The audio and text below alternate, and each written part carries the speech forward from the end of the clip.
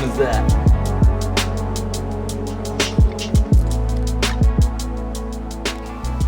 All right, today's mission on the 924 is to address this wheel bearing back here. That's not good. So I discovered that that thing was kind of bagged out while we were doing the clutch job on this thing. Holy shit. So I have a new wheel bearing to go on it. I have a feeling they've actually been replaced, but they just weren't torqued down correctly, so I'm not gonna risk it putting a new bearing in it. But to do this job, I have a big ass friggin' 3/4 inch drive, breaker bar, big old socket, and of course we have a new axle nut, among other parts. So I haven't checked this side yet. I'm kind of nervous to. All right, no audible shaking there. So anyway, let's get to it.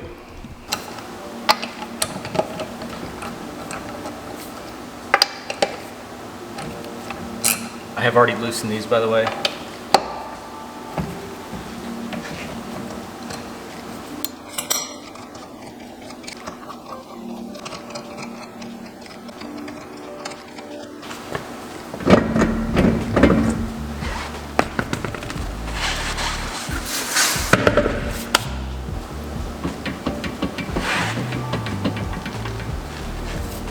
Absolutely ridiculous.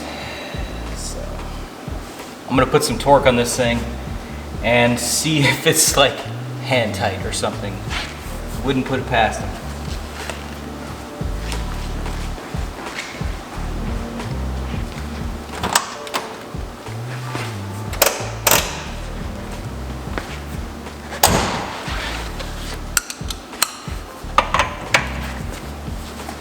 Oh my God.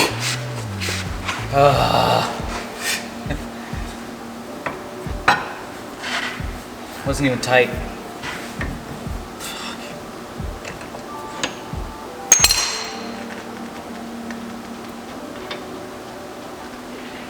Wow. Okay, well, that explains it. Well, that definitely explains it. I had a suspicion that was going to be loose, so there's a few other fasteners on the car that seem to be loose, so I'm not surprised again, but we are going to replace the bearing just because that thing's been shaking around like that. I'm sure the bearing's trashed at this point, even if it is new, so we're just going to go ahead and do the job.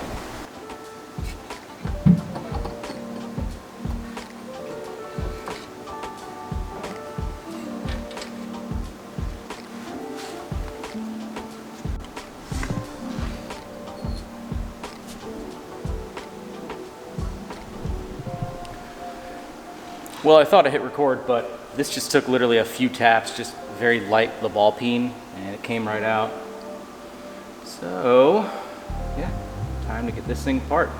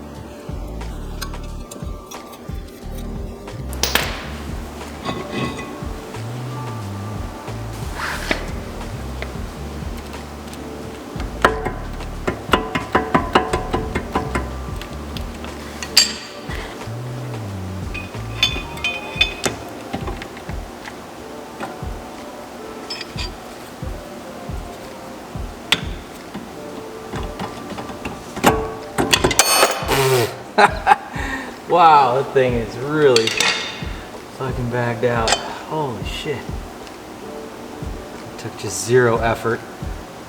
Just zero effort. I didn't even mark the paint. God.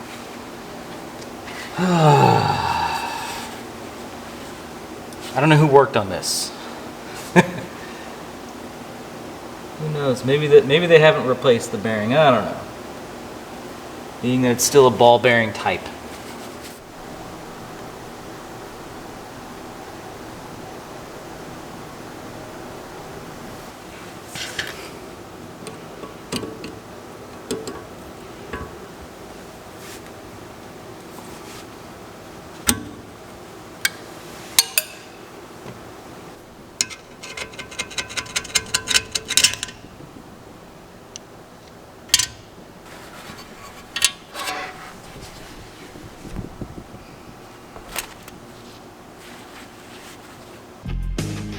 Yummy!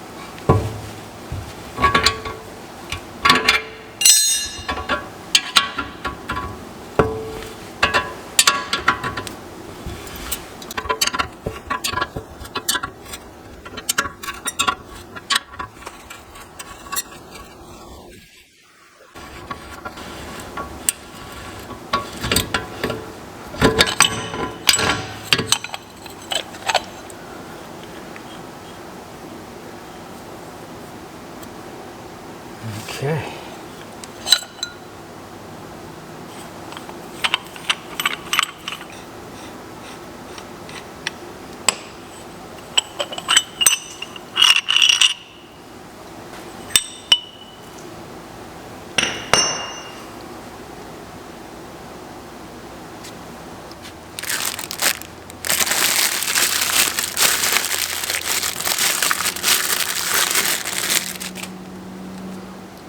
It's a big ass bearing. I know it's not going to fit in here. I'd be very alarmed if it just slid right in, you know. We're just checking. So I'm going to set up the press to kind of drive this thing in. And honestly, I might tackle this tomorrow after this has been in the freezer. So drive it in, and then we'll get our circlip on, press in the hub after we or the stub after we get everything off here. So, yep.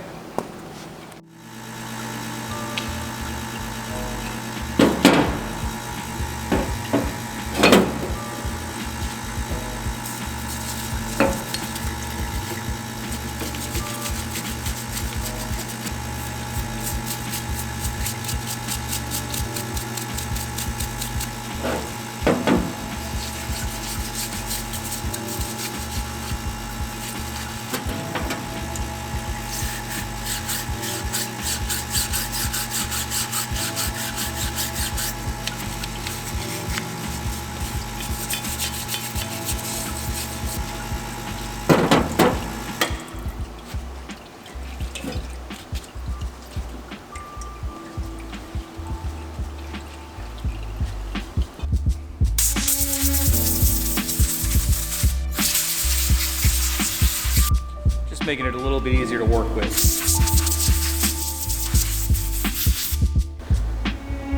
Okay, I have my bearing races off. So on the hub here, you can see that little mark. So somebody has cut one off before, and I'm thinking this was actually a new set of bearings and they just didn't assemble them tight enough. So who knows, maybe we could have got away with tightening it up, but I didn't want to take that risk. So anyway, the way you do this, just took a Dremel, cut a groove into there, being careful not to actually touch the inner surface. So once you get it cut down as far as you can, I take a cold chisel, put it right in that groove, smack it a few times and it will fracture, and then you can just tap it off really easily. The one on the stub here, really easy. It's only seated just a little bit. I don't think it was seated very far at all. You can see that line. So it should have been a lot farther.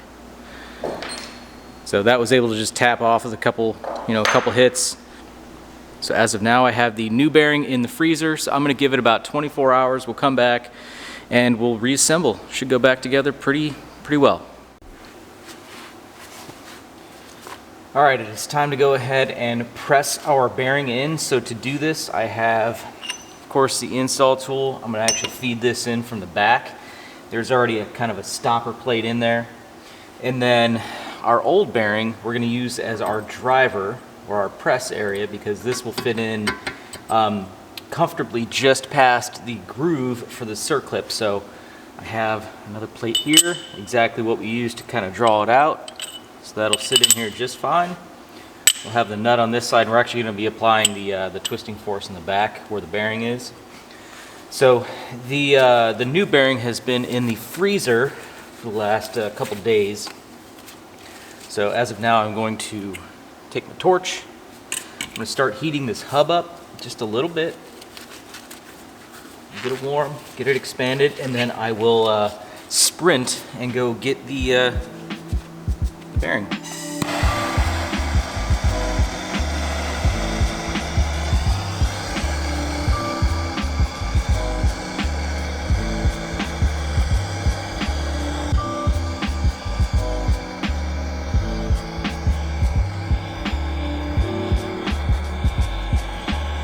It's only in the 50s in the shop, so we're drawing quite a bit of moisture out of the aluminum.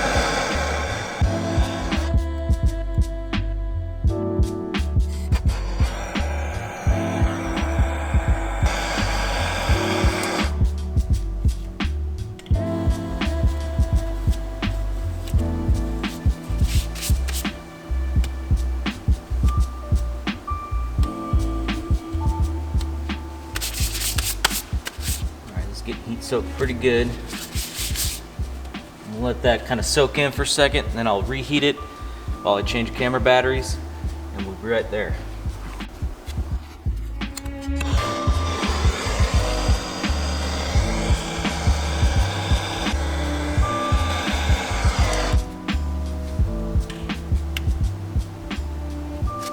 All right, let's do it.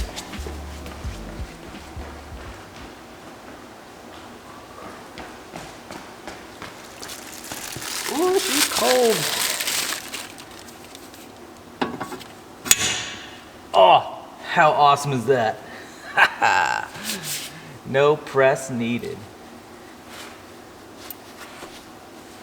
How awesome is that?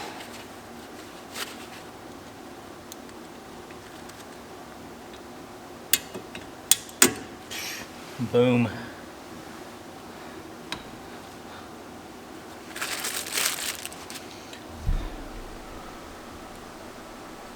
That was easy. Okay, now it's time to go ahead and press our hub in here. So to do this, going to use this support piece. Now this will fit inside the bearing and only contact the inner race. We're going to be doing this from the other side. So I'm going to get it started with the lip facing out like that, then I'll change it and go like that so we have a flat face and these don't end up making contact, because the thickness of the bearing is only so much. So I want to make sure that I'm not having these two pieces contact before we get fully seated in here. So, go ahead and get her set up.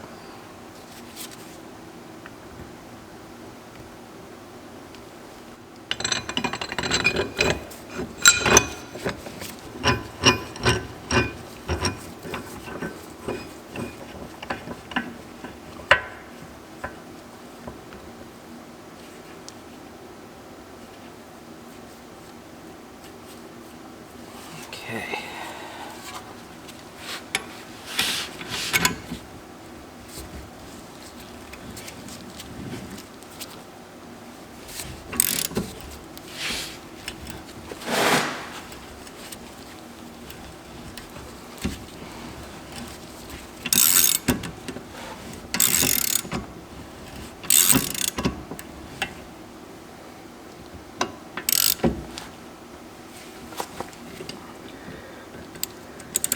Alright, back it off,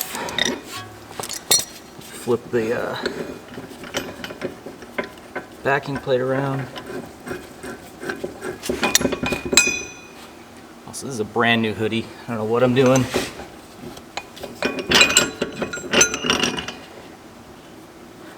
Reverse this.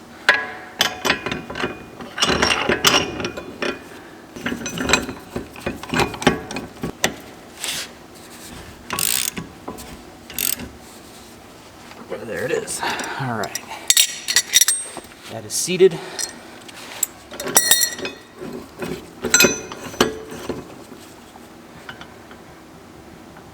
It's much better.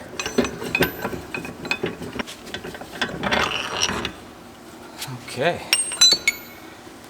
Bearing is installed, so now I can take my stub, feed it through this way. We will kind of draw it in as far as we can, and then we can go ahead and put the axle in, mount the wheel up, and then do our final torque. Alright, have the stub. I chose to put a little bit of anti-seize on here. I don't know if that's really necessary, but should make disassembly easier if and when I need to do that.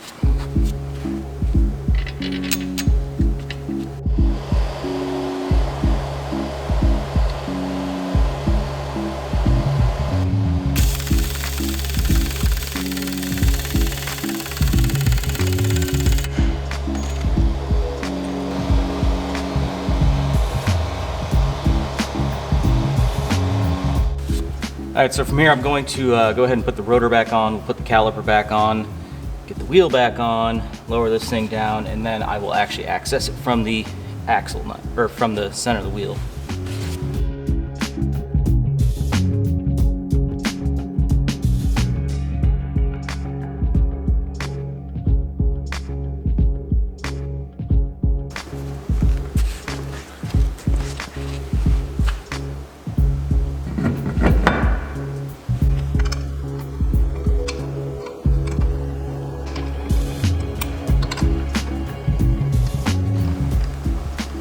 Not torquing them to spec with this, just giving it a half an ugga-dugga, like an ugga.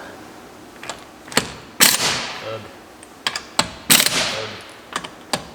Ugg. Ugg. Ugg. Just snugging them up.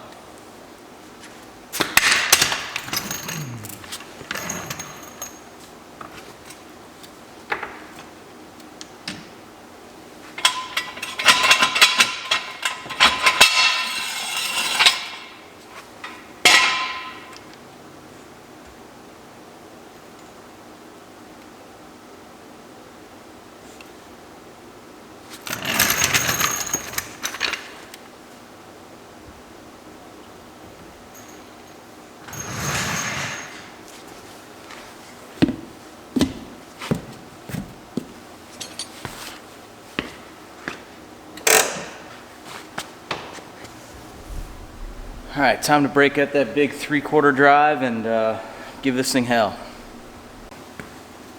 All right, now this might seem a little bit unorthodox or crazy, but we're using math here. So I'm going to attempt to torque this to about 350 pounds per foot.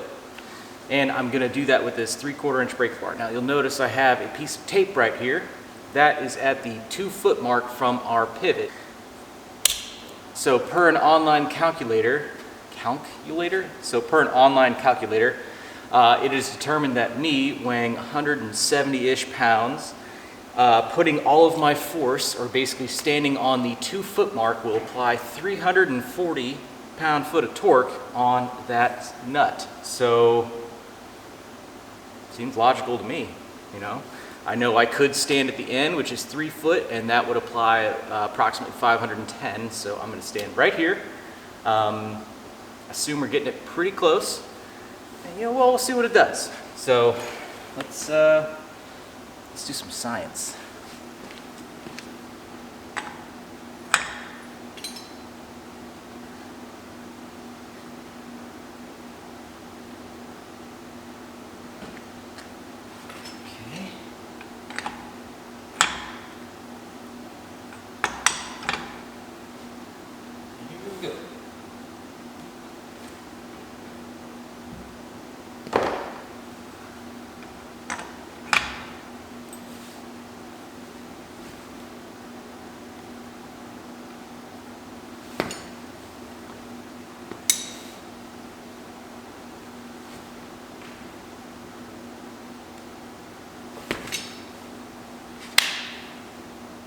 torque to spec. I try not to jump or bounce or anything like that. So, why not? I'm going to go to the other side and I will pull the center cap off. I'm going to just do the same thing.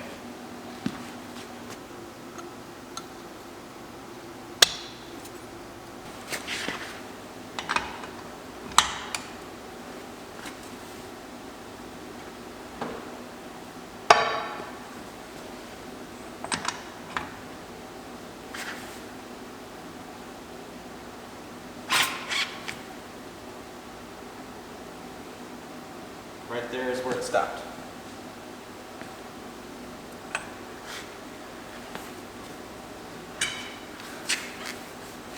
I don't know, what do you guys think about that? I could go borrow my neighbor's torque wrench, which he's like a diesel mechanic basically. And I know he has one that goes up that high, but per the math, I don't know. I'm not sure if or when they have replaced these, the wheel bearings on this side. I'm assuming they've been replaced. And that is no surprise that that was a little bit loose. So you saw I put all of my force on the tape, so that should give me the correct leverage, which is like 350 foot-pounds. So, yeah, cool.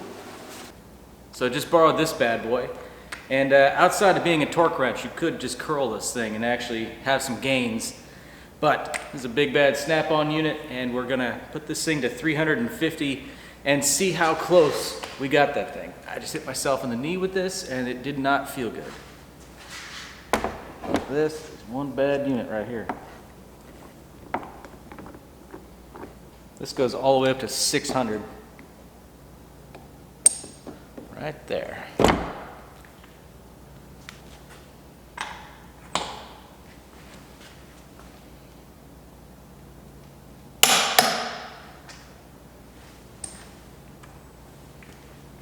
Right, we know we're sufficient there. We did the same test on the other side. I'm pretty confident with that, so I'm happy. Okay, the job's done. Grabbed my torque wrench, went around the car, and made sure all the lug nuts were torqued to the correct specification. I'm going to go ahead and drive this thing now, and it should feel a whole lot more confidence inspiring, I'll say that. So, let's go. All right, we are on one of my favorite stretches of road. We had some snowfall, about 5 inches, and today it's been melting off, but it's still gorgeous outside. So let's enjoy this little section.